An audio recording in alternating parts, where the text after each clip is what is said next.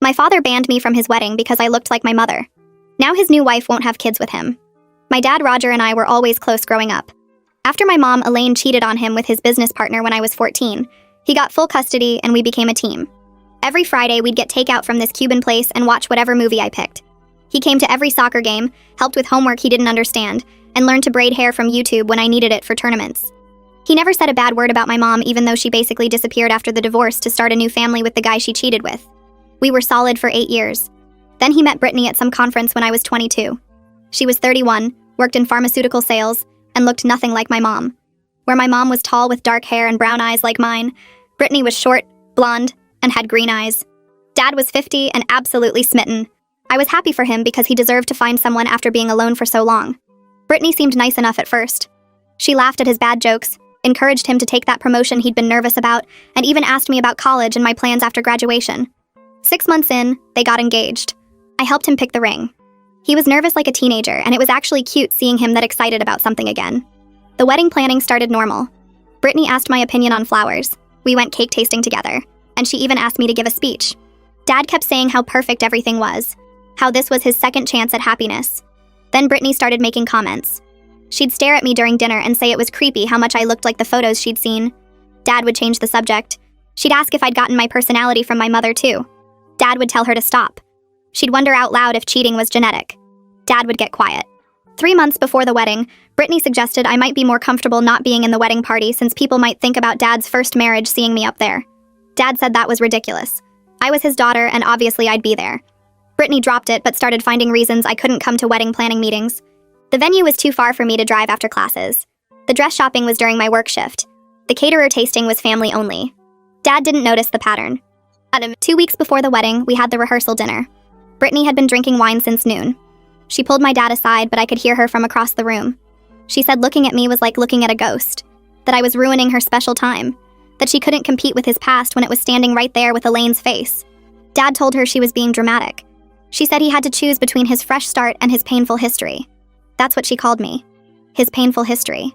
Dad came over after and said Brittany was just stressed about the wedding.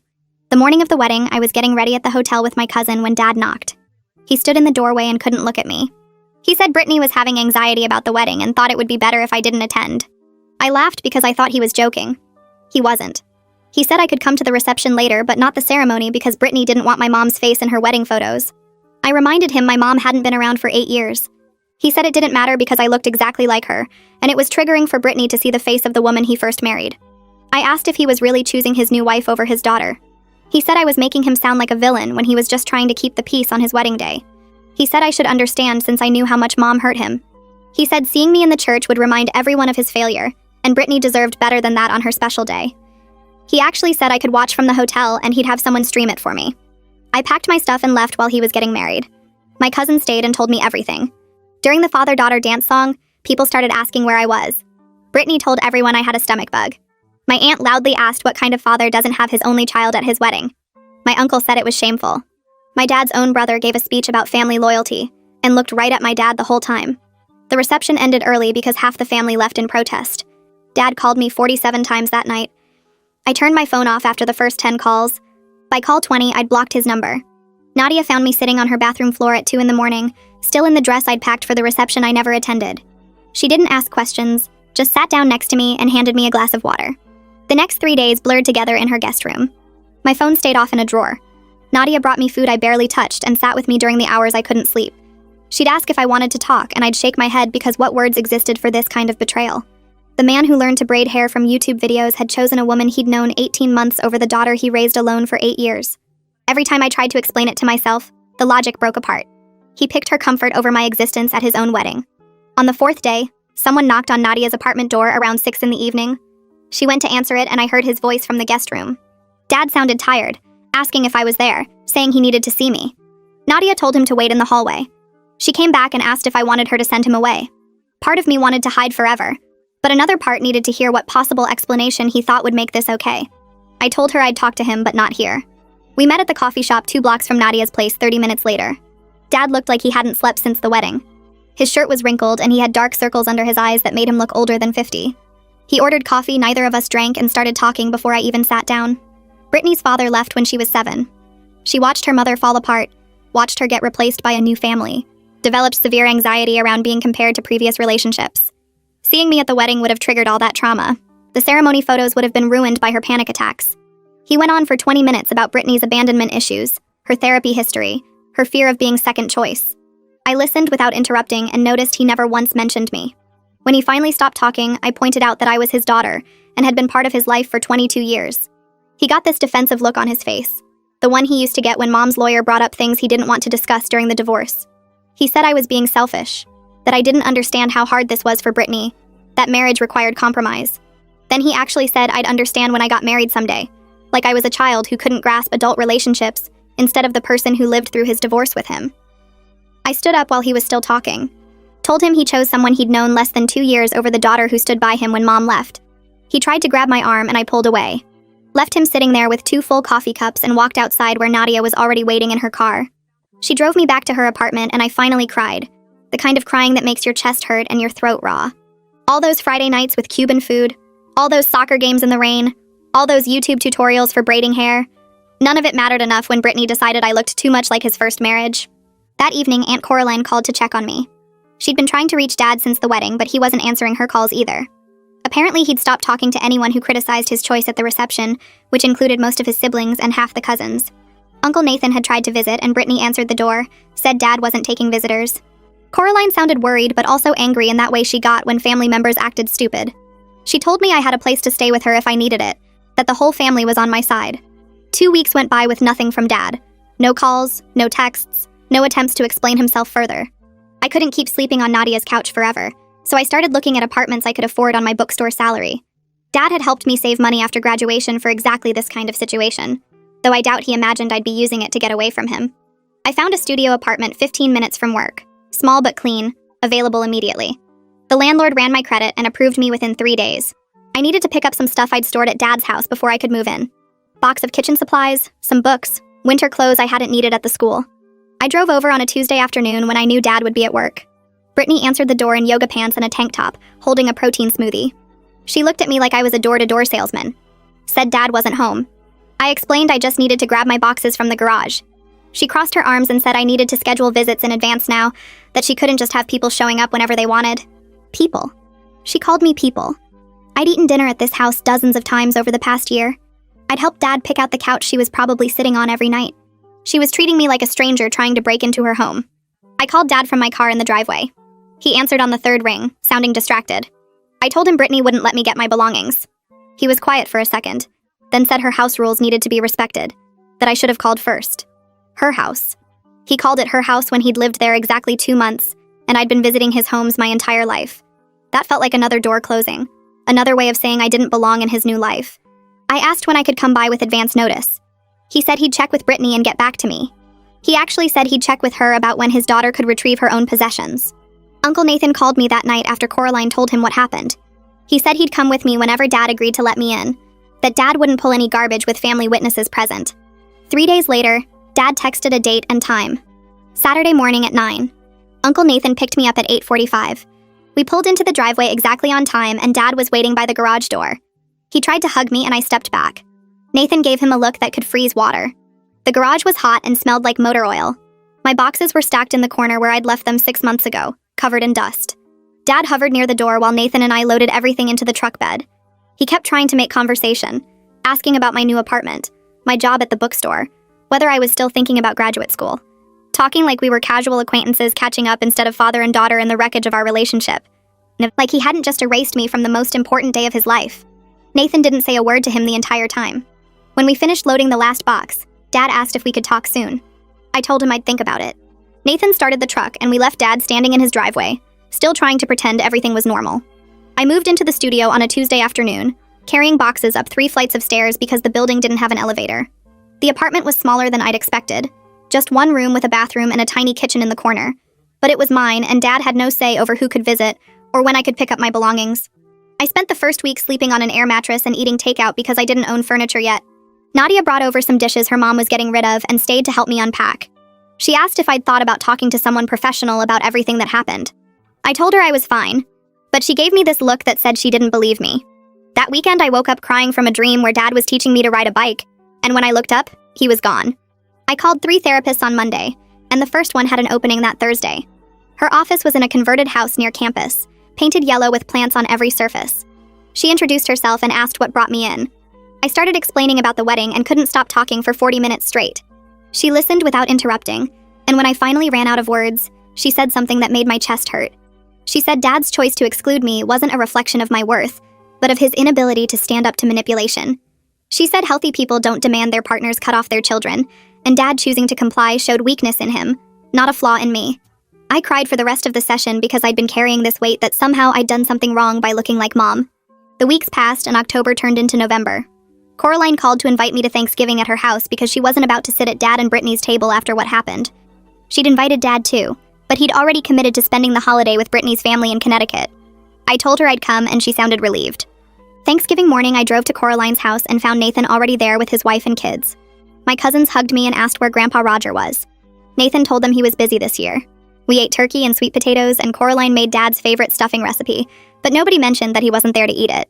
After dinner, Nathan's oldest daughter asked if she could video call Grandpa to show him her new dance routine.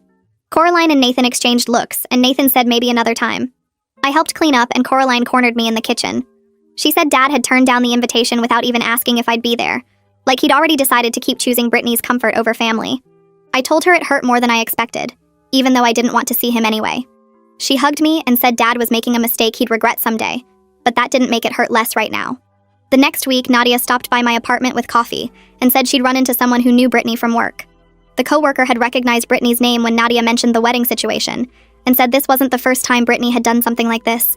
Apparently, Brittany had dated a guy for 3 years before Dad and the relationship ended because the guy had a sister who refused to disappear from his life. Brittany had given him the same ultimatum, her or his sister, and when he wouldn't choose, she left. The coworker said everyone at their office knew Brittany had control issues, and there'd been concerns about how she talked about Dad's family during wedding planning. Nadia asked if I wanted her to tell Dad, but I said no. He wouldn't believe it, and even if he did, he'd already made his choice. What good would it do to tell him his new wife had a pattern of isolating men from their families when he'd already let her isolate him from me? I started noticing things on social media that made my stomach hurt. Dad used to post photos of family dinners and soccer games from when I was younger. His profile picture had been the two of us at my high school graduation for 3 years. Now his profile picture was him and Brittany on their honeymoon. Every post was about Brittany, places they'd gone together, meals they'd cooked, weekend trips to wineries. He'd archived or deleted every photo that showed his life before her. No pictures of Nathan or Coraline, no throwback posts about family holidays, nothing that proved he'd had a daughter or siblings or any existence before Brittany entered his life. It was like he was rewriting his history, building this new perfect life where she was his only family, and his past was something to be erased. I showed Nathan during one of our coffee meetups and he got quiet. He said Dad had unfriended half the family on social media after the wedding, keeping only the people who hadn't criticized his choice. Nathan said it reminded him of how people acted in controlling relationships, cutting off anyone who might point out the problems. My therapist suggested writing Dad a letter explaining how his choice had affected me. She said I didn't have to send it, that the point was processing my feelings by putting them into words. I sat down with my laptop one evening and started typing. The words came faster than I expected. I wrote about feeling erased, about watching him choose comfort over courage, about grieving the father I thought I had.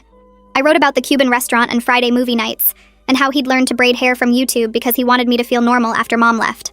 I wrote about how he'd promised we were a team, and then abandoned that team the second someone prettier came along. I wrote about Brittany calling me his painful history, and him not defending me. I wrote 10 pages before I ran out of things to say.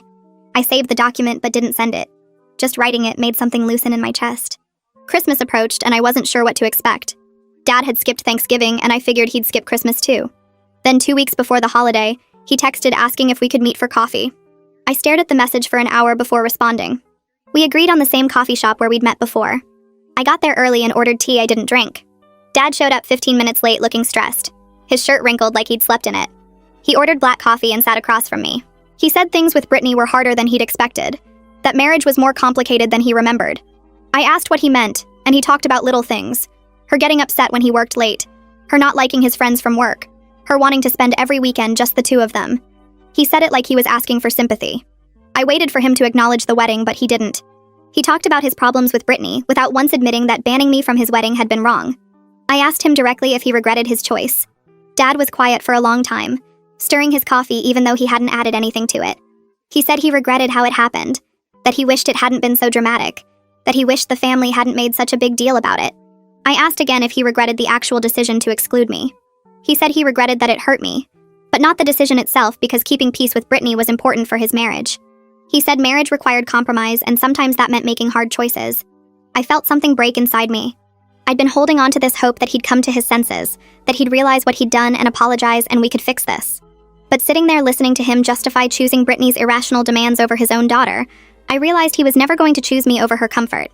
He'd decided his new wife's feelings mattered more than his relationship with me, and no amount of waiting or hoping would change that. I told Dad I needed space to figure out what kind of relationship we could have when he'd made it clear I was secondary to Brittany's feelings. He got upset immediately, his voice rising enough that people at other tables looked over. He said I was being dramatic, that I was punishing him for finding happiness after Mom left, that I should be happy he found someone who made him feel young again. I stood up and told him I was happy he found someone. I just wished that someone didn't require him to erase his daughter to feel secure. He tried to grab my arm, but I pulled away. I left him sitting there with his cold coffee and walked back to my apartment. I didn't cry until I got inside. Nathan called me the day after Christmas. He said Dad had skipped the family gathering again, third holiday in a row that he'd chosen Brittany's plans over family tradition. Nathan said the family was worried about how isolated Dad was becoming, that nobody could reach him when Brittany was around. He said Dad's phone went straight to voicemail most of the time, and when he did answer, he could only talk for a minute before saying Brittany needed him. Nathan asked if I'd heard from Dad since our coffee meeting, and I told him what happened. Nathan was quiet, and then said he was sorry, that he'd hoped Dad would come to his senses. But it seemed like Brittany had her hooks in deep. He said the family supported whatever I needed to do to protect myself, even if that meant cutting Dad off completely. I decided to focus on building my own life instead of waiting for Dad to fix his. I picked up extra shifts at the bookstore, working mornings and weekends when it was busiest. My coworkers were college students and recent graduates like me, and we'd go out for drinks after closing sometimes. I reconnected with friends from college I'd been neglecting while dealing with the wedding situation. Sarah invited me to her New Year's party, and I went, even though I didn't feel like celebrating. It felt good to be around people who actually wanted me there, who didn't treat my presence like a problem to be managed. I started saying yes to invitations instead of staying home feeling sorry for myself. It wasn't perfect, and I still had days where I missed my dad so much it hurt to breathe, but I was building something that belonged to me instead of waiting for him to remember I existed. In late January, Aunt Coraline called while I was organizing the bookstore's fiction section. She started talking about the weather and her garden before casually mentioning that Dad's neighbor had told her husband about some loud arguments coming from Dad's house. The neighbor said Brittany's voice carried through the walls when she got upset. Coraline said the neighbor mentioned hearing something about babies and trying, though she couldn't make out full sentences. Dad apparently seemed hesitant whenever Brittany brought it up, which surprised Coraline since Dad always loved kids. I stood there holding a stack of mystery novels while processing this information. Part of me wanted to know everything about Dad's crumbling marriage, and part of me felt guilty for caring. Coraline asked if I'd heard from Dad recently, and I told her about our monthly coffee meetings, how he never mentioned Brittany or their plans. She said that was probably because things weren't going well, that Dad had always been private about relationship struggles. After we hung up, I couldn't stop thinking about why Dad would hesitate about having more kids. The next morning during my therapy appointment, I brought up Coraline's call. My therapist asked what feelings came up when I heard about Dad's marriage problems. I admitted feeling a weird mix of satisfaction and concern, like maybe Dad was finally experiencing consequences for his choices, but also worry because I still loved him despite everything. The therapist helped me understand that both reactions were normal, that I could want Dad to face the reality of his decision while still caring about his happiness. She said it wasn't wrong to hope his marriage struggled if that struggle came from natural consequences of choosing someone who demanded he exclude his family. I realized I'd been feeling guilty about not feeling worse for Dad, like I should be above wanting him to understand what he'd lost. My therapist reminded me that hoping someone learns from their mistakes wasn't the same as wishing them harm. We spent the rest of the session working through why Dad might hesitate about having kids with Brittany. I said Dad was amazing with children when I was growing up, patient and involved in ways my friends' fathers weren't. Then it hit me that maybe Dad was thinking about how Brittany had made him exclude his existing child from major moments. If she couldn't handle his daughter being at his wedding, how would she handle him splitting attention with a baby? My therapist nodded and said that was probably exactly what Dad was realizing, that Brittany's insecurity didn't just affect me, but would affect any future children too. I left therapy feeling less guilty about my complicated emotions. The bookstore was busy that afternoon with college students buying textbooks for the spring semester. I rang up purchases and recommended books while thinking about Dad sitting in his house with Brittany, probably arguing about starting a family he wasn't sure he wanted. One of my coworkers asked if I was okay because I kept zoning out between customers. I told her I was fine, just family stuff, and she said her parents were divorced too, so she got it. We talked during our break about complicated parent relationships, and it felt good to connect with someone who understood that loving a parent and being angry at them could exist at the same time. In February, I ran into Dad at the grocery store near my apartment. I was comparing prices on pasta sauce when I heard his voice in the next aisle. My stomach dropped and I considered leaving my cart and walking out. But then he turned the corner and saw me. His face did this weird thing where he looked happy for a second and then uncomfortable, like he'd forgotten he was supposed to feel awkward around me. He glanced toward the front of the store and mentioned that Brittany was waiting in the car, said it like an explanation or maybe an apology. I grabbed a jar of sauce without looking at the price and put it in my cart. Dad asked how I was doing and I said fine, keeping my answers short. He asked about my job at the bookstore and my apartment, surface-level questions that didn't require real answers. I told him work was good and the apartment was fine, matching his energy. He mentioned the weather and I agreed it had been cold. We stood there in the pasta aisle doing this awkward dance of people who used to know each other well and now didn't know what to say. When I mentioned I'd been going to therapy, Dad's face changed. He looked guilty but didn't ask why I needed therapy, didn't ask who I was processing or what I was working through. He already knew. We both knew. He said that was good, that therapy was helpful for a lot of people, speaking in generalities instead of acknowledging that his choices were probably a main topic of my sessions. The conversation lasted maybe 5 minutes but felt like an hour. Dad kept glancing toward the front of the store like he was worried about getting caught talking to me too long. I finally said I needed to finish shopping and he nodded too quickly, relieved to have an exit. He told me to take care and I said the same, both of us using phrases people say to acquaintances. I watched him walk toward the checkout with his basket of groceries. This man who used to be my best friend now acting like I was someone he vaguely knew from work. I finished my shopping in a daze and sat in my car for 10 minutes before driving home. That night my phone buzzed with a text from Dad. He apologized for being weird at the store, said seeing me unexpectedly had thrown him off. Then he added that Brittany got upset when he talked about me, that it was easier to keep conversations short to avoid problems at home. I stared at the message for a long time. He was explaining her feelings again, asking me to understand why he couldn't act like a normal father to his daughter in a grocery store. I didn't respond. I was tired of him explaining Brittany's emotions while completely ignoring mine. I was tired of being treated like a problem instead of a person. I deleted the text and went to bed. A week later, Nadia called with more family network gossip. She'd heard from Coraline, who'd heard from the neighbor, that Brittany and Dad had been trying to get pregnant for months with no success. Nadia said Brittany had been researching fertility treatments and talking about seeing specialists. Part of me felt bad for them because struggling with fertility was genuinely hard. But mostly I felt angry that Dad might only reach out to me if he needed support through this, that I might only matter to him again if his marriage with Brittany hit a rough patch. Nadia asked how I felt about potentially having a half-sibling, and I realized I hadn't even thought that far ahead. I'd been so focused on my broken relationship with Dad that I hadn't considered what it would mean if he had another kid, if he got a chance to be the father he used to be with someone who didn't look like Mom. In early March, Dad called instead of texting. His name on my phone screen felt strange because he usually stuck to messages. I almost didn't answer, but curiosity won. He sounded stressed, his voice tight in a way I recognized from when he used to deal with difficult clients at work. He asked if we could have dinner, said there were things he needed to tell me about what was happening in his marriage. I wanted to say no, wanted to protect myself from whatever emotional mess he was about to dump on me. But I also wanted to know what was making him sound this desperate. I agreed to meet at a restaurant near my apartment the next evening. Dad said thank you like I was doing him a huge favor, instead of just agreeing to have dinner with my own father. The next night, I got to the restaurant first and picked a table near the back. Dad arrived 10 minutes late looking like he hadn't slept well in weeks. His eyes had dark circles and his shirt was wrinkled, which wasn't like him. He used to iron everything. He sat down and ordered coffee even though it was almost 7 at night. The waitress left menus and Dad just started talking. He said Brittany's obsession with getting pregnant had taken over their entire marriage. Every month brought another disappointment when her period came. Every month meant more tension and more blame. She'd stopped wanting to do anything that wasn't related to fertility. No movies, no dinners out, no weekend trips. Everything was about tracking ovulation and taking vitamins and researching doctors. Dad looked exhausted just describing it. He said Brittany blamed the stress of the wedding situation for her fertility problems. She'd convinced herself that her body wouldn't cooperate because of all the family drama, that the negative energy from his relatives hating her had somehow affected her ability to conceive. I put down my water glass and looked at him directly. I pointed out that she had created that drama by demanding I be excluded from his wedding. She had insisted on erasing his daughter from his life, and now she was blaming the natural consequences of that choice on everyone else. Dad was quiet. He didn't immediately defend her like he usually did. He just sat there looking at his coffee cup like it might have answers. I waited for him to say more. He rubbed his face with both hands and looked older than I'd ever seen him. The restaurant felt too quiet around us, just the low hum of other people's conversations and the clink of silverware. Dad picked up his coffee cup, set it down without drinking, then finally spoke again. He said he'd been thinking about the wedding a lot lately, about how many people left early, about his brother's speech.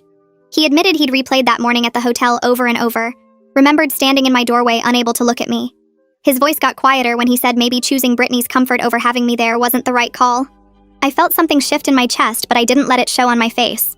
This wasn't the full apology I needed, but it was closer than he'd ever gotten. I asked him if he was only saying this because his marriage was struggling, because Brittany couldn't get pregnant, and he was realizing what he'd given up. Dad looked genuinely hurt by that question, but he didn't get defensive. He said he deserved my suspicion after what he'd done. He admitted the fertility issues had forced him to look at his choices differently, made him see patterns he'd been ignoring. But he insisted he'd been feeling guilty since the wedding, had wanted to reach out but didn't know how after what he'd done. I told him he didn't lose his family like it was some accident that happened to him. He made a choice to push us all away when he picked Brittany's irrational demands over basic decency. I reminded him that Coraline had been nothing but kind to him, that Nathan had always supported him, that I had stood by him through the divorce and everything after. He threw all of that away because his new wife couldn't handle looking at me. Dad's shoulders slumped and he looked down at the table. He said I was right, that he'd pushed everyone away by making that choice. But even now, sitting here admitting he'd messed up, he couldn't quite say the actual words that he'd been wrong. Instead, he said he wished things had gone differently, like it was fate instead of his own decisions. I felt the familiar frustration rise up, but I kept my voice level. I pointed out there was a difference between wishing things were different and taking responsibility for making them that way. Dad nodded slowly but didn't argue. He just sat there looking sad and tired. The waitress came by to refill his coffee and ask if we wanted food. Dad ordered a sandwich he probably wouldn't eat, and I got the same. After she left, Dad asked if I'd be willing to see him occasionally, maybe have coffee once in a while away from Brittany. He said he knew he didn't deserve it, but he wanted to maintain some kind of relationship with me if I'd let him. I didn't answer right away. Part of me wanted to say yes immediately because I missed my dad, missed the person he used to be before Brittany. But another part of me knew that agreeing too easily would let him off the hook, would make it seem like what he'd done was forgivable just because he felt bad now.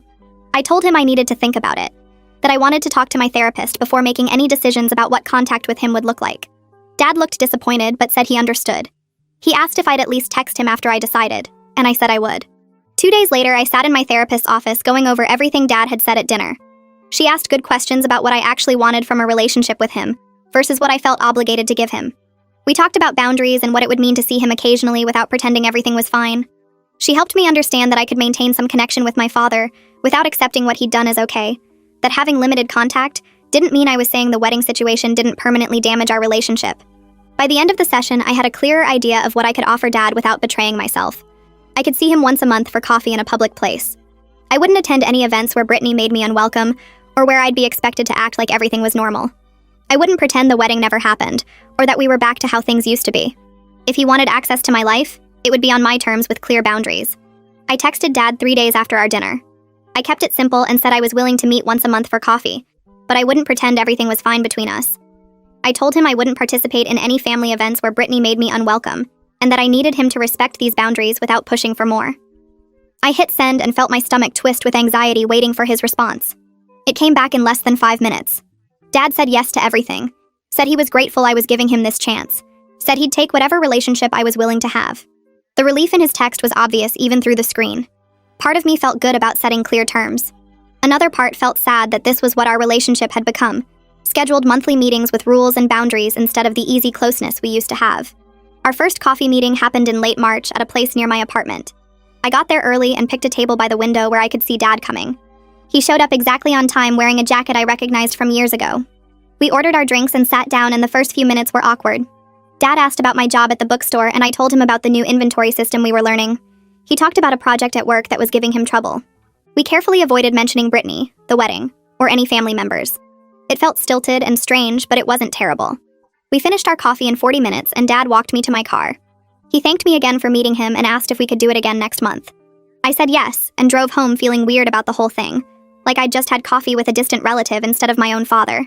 April's coffee meeting went a little smoother. We'd found a rhythm of safe topics that wouldn't lead to fights. But near the end, Dad mentioned that Brittany had started seeing a fertility specialist who suggested counseling might help with the stress of trying to conceive. He didn't say whether they were actually going to counseling, but the fact that he was telling me felt important. It was the first time he'd voluntarily brought up Brittany in our conversations, the first crack in the wall he'd built between his marriage and his relationship with me. I asked if the specialist had found any medical reasons for the fertility issues. Dad said they were still doing tests, but so far, everything looked normal, which made Brittany more frustrated because she wanted an answer she could fix. I could hear the exhaustion in his voice when he talked about it. In early May, my phone rang with Coraline's number. She asked how I was doing, and we caught up for a few minutes before she got to the real reason for her call. She was throwing a birthday party for Nathan and wanted to invite Dad, the first time he'd been included in a family event since the wedding. Coraline said she knew it might be uncomfortable, but she was hoping enough time had passed that people could be civil. She specifically asked if I was okay with Dad being there, which I really appreciated. She wasn't assuming I'd be fine with it or putting me in a position where I'd look bad for objecting. I thought about it for a minute. I didn't want Dad's choices to keep me away from family who had supported me through everything. I told Coraline I'd come to the party and I was okay with Dad being invited too. She sounded relieved and said she'd make sure everyone knew to keep things drama-free. The party was on a Saturday afternoon at Coraline's house. I showed up with a gift for Nathan and immediately saw Dad's car in the driveway. My stomach clenched, but I went inside anyway. The house was full of family members I hadn't seen in months. Dad was standing near the kitchen talking to one of our cousins, and when he saw me, he gave a small wave. I waved back and we kept our distance, both of us being politely aware of each other without forcing interaction. Nathan made a point of talking to both of us separately, and then together, asking about our jobs and lives like he was slowly trying to rebuild bridges without pushing too hard. Other family members watched us carefully, but nobody said anything awkward. It felt like everyone was being extra careful not to upset the fragile peace. I was getting a drink from the cooler on the back porch when I heard Dad's voice through the open kitchen window. He was talking to Nathan in a low voice, but I could make out most of what he said. Dad told Nathan that marriage counseling had revealed some things about Brittany that he'd been making excuses for. He said the therapist had identified controlling behaviors, pointed out patterns of isolation and manipulation that Dad had convinced himself were just Brittany being passionate or protective. Nathan asked if Dad was planning to do anything about it. Dad's response was quiet, and I couldn't hear all of it, but he sounded tired and a bit lost, like he was finally seeing his marriage clearly, but didn't know what to do with that information. I moved away from the window before they could catch me listening, but my mind was racing with what I'd heard. I stayed at the party for another hour after overhearing Dad's conversation with Nathan, making small talk with cousins and helping clean up. Dad left before me, giving me a quick wave from across the yard that felt loaded with things neither of us knew how to say. The drive back to my apartment gave me too much time to think about what I'd heard. Marriage counseling had revealed Brittany's controlling behaviors. The therapist had identified patterns of isolation and manipulation. Dad was finally seeing his marriage clearly, but seemed stuck, like he didn't know what to do with the information. I wanted to feel satisfied that he was recognizing the problem, but mostly I felt tired. Recognizing something and actually changing it were two completely different things. 3 weeks later in early May, my phone rang while I was shelving books at work. Dad's name on the screen made my stomach tighten because he usually texted first to see if I was available. I stepped into the back room and answered. Dad sounded careful when he spoke, like he was reading from a script he'd practiced.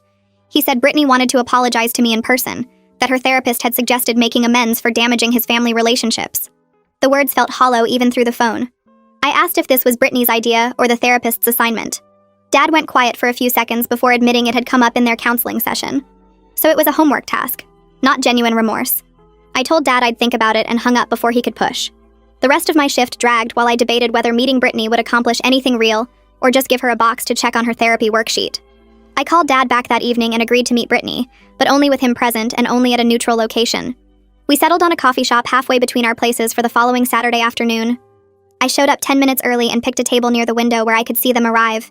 Dad walked in first with Brittany trailing behind him, her face tight like she'd rather be anywhere else. They sat across from me and Dad immediately started talking about the weather and traffic, filling space until Brittany cleared her throat. She launched into what sounded like a rehearsed speech about being overwhelmed by wedding planning and making poor choices under stress. The words came out smooth and practiced, hitting all the right notes about taking responsibility and understanding the impact of her actions. But there was no real acknowledgement of how cruel her demand had actually been, no genuine understanding that she'd made Dad choose between his wife and his daughter. She finished her apology and looked at Dad like she'd completed her task, waiting for approval. I let the silence stretch for a moment before speaking. I pointed out that she hadn't just made a poor choice under stress, but had actively excluded me from my own father's wedding, that she'd called me his painful history, and demanded I stay away from the ceremony. Brittany's face shifted from rehearsed remorse to defensive anger in seconds. She said I was being unfair, that she'd apologized and I was refusing to accept it. Dad jumped in trying to smooth things over, saying we were all doing our best and this was a good first step. I watched him fall back into his old pattern of protecting Brittany's feelings over addressing the actual problem.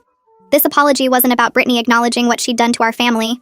It was about her checking a box, so she could tell her therapist she'd tried. The whole meeting felt like performance rather than actual accountability. I told them both that I appreciated the attempt, but needed to see actual changed behavior before I could consider rebuilding any relationship with Brittany. Real change meant Dad being able to attend family events without her controlling his access, meant her treating me like a person instead of a ghost of his past, meant actual acknowledgement of how her demands had damaged our relationship.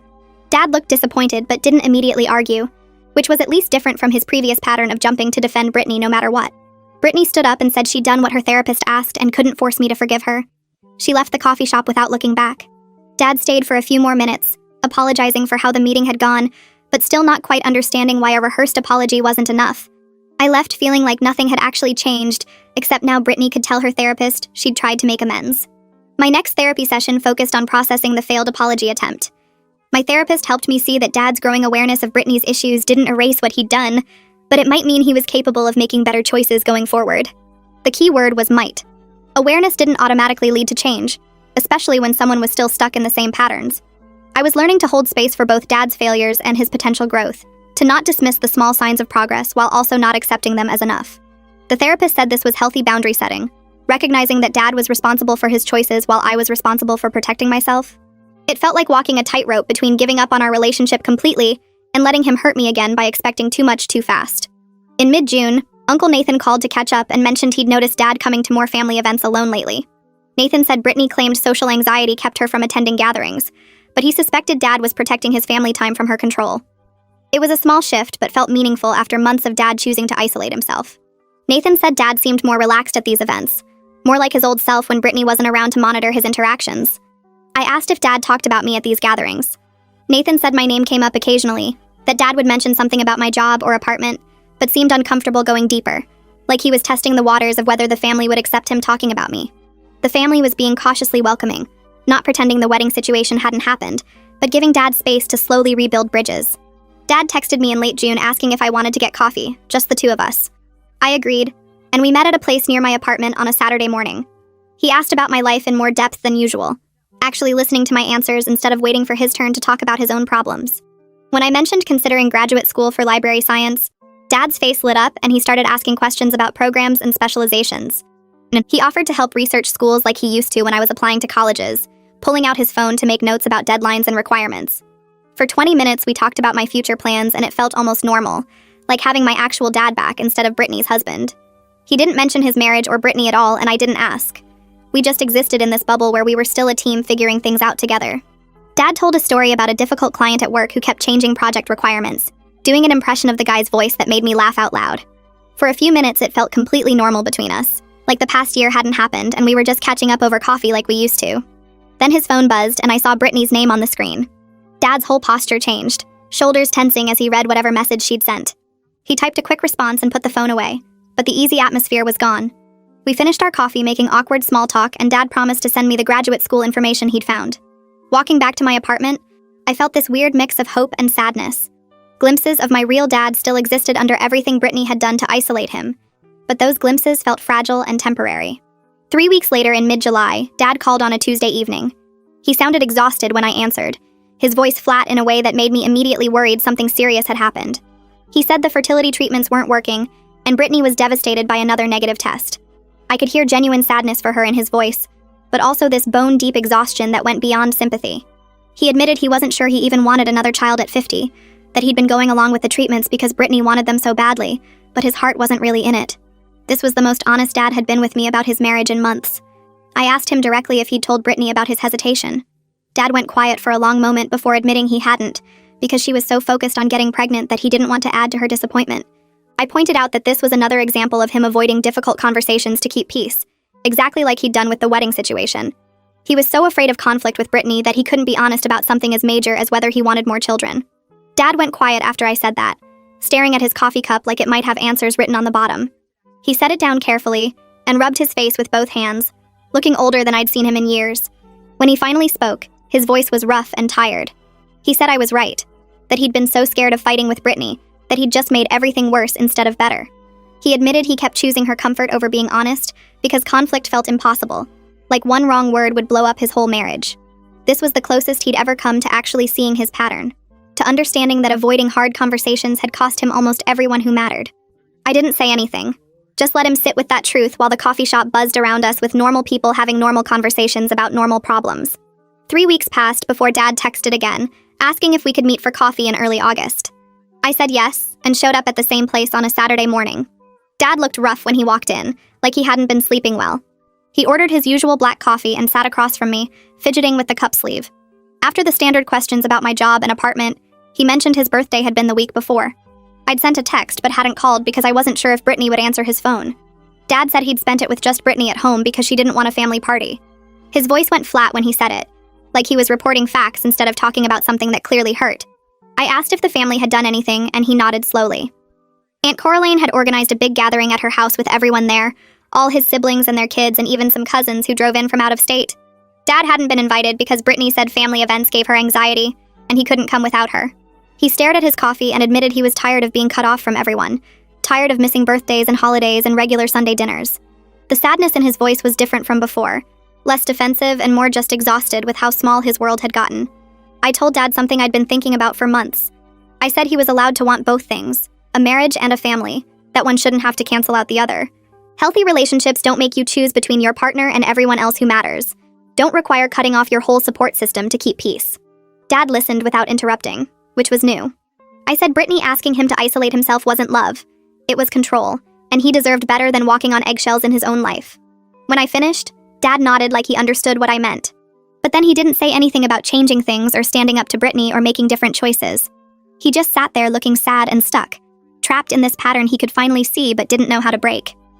We finished our coffee talking about safer topics, and when we left I felt this weird mix of hope that he was waking up and frustration that waking up wasn't the same as doing anything about it. September came and I was settling into a routine at work, picking up extra weekend shifts to save money for graduate school applications. On a Tuesday afternoon, someone knocked on my apartment door. I wasn't expecting anyone, and looked through the peephole to see Dad standing there looking shaken and pale. I opened the door, and he just stood in the hallway for a second before asking if he could come in. He walked to my couch and sat down heavily, elbows on his knees and head in his hands. When he finally looked up, his eyes were red like he'd been crying or trying not to cry. He said he and Brittany had a huge fight the night before, the biggest one they'd ever had. He'd finally told her the truth, that he wasn't sure about having kids, that at 50, he didn't know if he wanted to start over with a baby. Brittany had completely lost it, screaming at him about wasting her time and her fertile years. The fight went on for hours with her saying he'd lied to her about wanting a family, that she never would have married him if she'd known he was going to back out of their deal. Dad leaned back against my couch and closed his eyes. He told me Brittany had threatened to leave him if he didn't commit right now to doing whatever it takes to have a baby. She wanted him to agree to more fertility treatments, more doctor appointments, more money spent on procedures that might not even work. She said if he couldn't give her this one thing she wanted, then their whole marriage was pointless, and she'd wasted a year of her life. The way Dad described it, Brittany hadn't asked what he wanted or tried to understand his feelings. She'd just made it clear that her vision of their life together was the only one that mattered, and he either got on board or got out. Dad opened his eyes and looked at me with this broken expression. He said he was starting to realize that Brittany's idea of compromise was him doing whatever she wanted, that his actual feelings about anything didn't seem to count for much in their marriage. I sat down next to Dad and asked him a question nobody had asked in a long time. I said, "Forget what Brittany wants, and forget what you think you should want. What do you actually want for yourself?" Dad's face crumpled and he started crying, really crying in a way I hadn't seen since Mom left. He said he wanted his daughter back, wanted his family back, wanted to stop feeling like he was walking on broken glass every day in his own marriage. He said he missed Sunday dinners at Aunt Coraline's house and his brother's bad jokes and just being around people who actually liked him instead of tolerated him. He missed having a life that was bigger than just him and Brittany in their house with all her rules about who he could see and when. Dad wiped his eyes and said he didn't even recognize himself anymore, that he'd become this small, anxious version of who he used to be, and he hated it. Watching him break down like that hurt, but also felt necessary, like something that needed to happen before anything could get better. When Dad calmed down, I handed him a glass of water and sat back down. He drank it slowly, and then set the glass on my coffee table with shaking hands. He looked at me directly, and said something he'd never said before. He apologized for banning me from his wedding, clearly and without excuses. He said choosing Brittany's crazy demand over me was the biggest mistake of his life. Dad's voice cracked when he said he'd been so desperate to make his second marriage work, so scared of failing again, that he'd sacrificed the relationship that actually mattered most. He said he was deeply sorry for treating me like I didn't matter, for picking someone he barely knew over the daughter who'd been there through everything. It was the first real apology I'd gotten from him since that awful morning at the hotel, and hearing it felt like something heavy lifting off my chest, even though I knew one apology couldn't fix everything that had broken between us. I told Dad I forgave him, but I needed him to understand something. Rebuilding trust was going to take time, a lot of time. One apology didn't erase a whole year of being treated like I was invisible, like my feelings didn't count, like our relationship could just be turned off and on based on Brittany's mood. I said I was willing to work on things between us, but it had to be real work, not just him saying sorry and then going back to the same patterns. Dad nodded and didn't get defensive or make excuses. He just accepted what I said with this genuine sadness and remorse that felt different from before. He told me he understood, and he was willing to do whatever it took to earn back my trust, even if it took years. We sat there in my tiny apartment for another hour just talking, really talking for the first time since before Brittany came into our lives. It wasn't perfect and it didn't fix everything, but it felt like maybe we could find our way back to something real. Over the next few weeks, something shifted. Dad started showing up to family events regularly again, sometimes with Brittany when she was willing, but more often alone. The first time he came to Sunday dinner at Aunt Coraline's house without her, the whole room went quiet for a second. But then Aunt Coraline just hugged him, and Uncle Nathan clapped him on the shoulder and everyone went back to their conversations. The family welcomed him back but carefully, not pretending the wedding situation hadn't happened, but giving him space to slowly rebuild the bridges he'd burned. After dinner, Uncle Nathan pulled me aside in the kitchen while we were doing dishes. He said Dad seemed more like himself than he had in over a year, more relaxed and present instead of that tense, anxious version we'd all been watching. Uncle Nathan said the family was cautiously hopeful that Dad was finding his way back to them, back to being the person they remembered before Brittany. Dad called me a few days after that dinner and said he and Brittany had started intensive marriage counseling. He sounded exhausted but also relieved, like finally dealing with their problems directly was better than pretending everything was fine. He told me the counselor had identified some serious issues in how they communicate and how Brittany handles conflict, stuff that went deeper than just the fertility struggles. Dad admitted he didn't know if their marriage would survive working through all this, that some of what was coming up in therapy was making him question whether they were actually compatible long-term. I told him I'd support whatever decision he made about his marriage as long as he kept one promise. He had to promise he wouldn't abandon his family again, wouldn't cut us all off if things got hard with Brittany. Dad promised immediately, his voice firm in a way it hadn't been in months. He said losing me and losing his family had taught him what actually mattered, and he wasn't going to make that mistake twice. By late October, we'd found our new rhythm. Dad and I met for coffee twice a month at this place near my apartment, nothing fancy but familiar enough that we both felt comfortable there. He started coming to Sunday dinners at Aunt Coraline's house again, sometimes with Brittany but usually alone.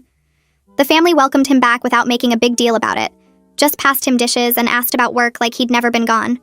Our relationship wasn't what it was before the wedding. I couldn't just forget the year where he chose Brittany's feelings over having me in his life, couldn't pretend that abandoning me at the hotel hadn't fundamentally changed how I saw him. But we were rebuilding something, and this version felt more honest somehow. He didn't expect me to just accept being treated poorly anymore. When he talked about Brittany now, he was more realistic about her issues instead of making excuses. I noticed he stopped trying to convince me she was misunderstood, or that her behavior was justified by stress. He just acknowledged that some of her actions had been wrong, that he should have stood up for me sooner. It wasn't the relationship we had when I was growing up, but it was something we were building together on ground that felt more solid. Brittany eventually stopped fighting Dad about the family stuff. She realized he wasn't going to cut everyone off again no matter how much she complained about it. They reached this compromise where she didn't have to come to every family event, but she couldn't stop him from going. It wasn't ideal, and you could tell Dad was still walking on eggshells sometimes, but it was functional. He seemed relieved to have his life back, to be able to see his siblings and cousins without it turning into a huge fight with Brittany. At one Sunday dinner, Uncle Nathan pulled me aside and said Dad looked more relaxed than he had in over a year. I agreed but didn't say what I was thinking, which was that Dad still had this tension in his shoulders whenever his phone buzzed, like he was bracing for Brittany to be upset about something. In November, Dad showed up at my apartment with a stack of papers about graduate programs. He'd spent hours researching schools that had good programs for what I wanted to study, printing out information about funding options and application requirements. It reminded me of how he used to help with college applications, back when we were a team, and he knew everything about my plans. We spent a whole Saturday at my tiny kitchen table working through applications together. He read my essays and made suggestions that actually improved them, asked questions that helped me figure out what I really wanted to say.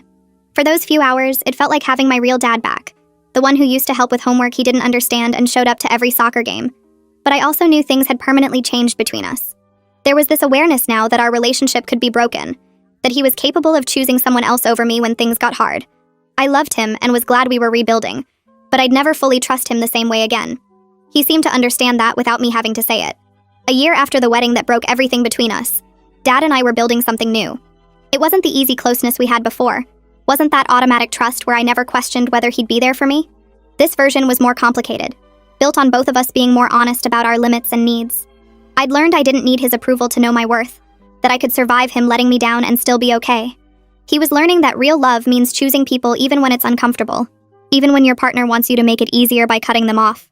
We weren't perfect, and probably never would be again. But we were finally moving forward together instead of him moving away, while I stood still waiting for him to remember I mattered.